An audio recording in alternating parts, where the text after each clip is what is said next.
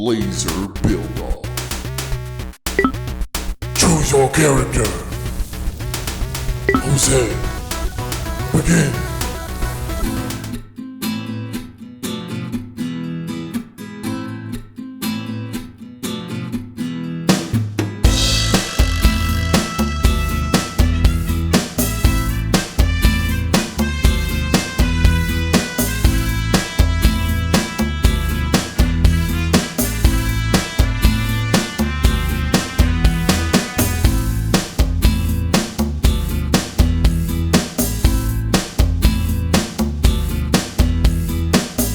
So the inspiration actually came from nothing. I was actually gonna draw my own sword. It was gonna be a one-sided sword, and somehow it eventually turned out into being two. And then, so I didn't just want to do it out of metal or wood, so I went ahead and did the route of all acrylic.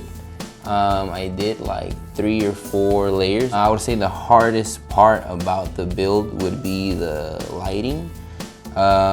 It doesn't look that hard, but just the wiring itself might be the thing that takes more time out of the build. And then just did a last little wrap job at the bottom with some stingray.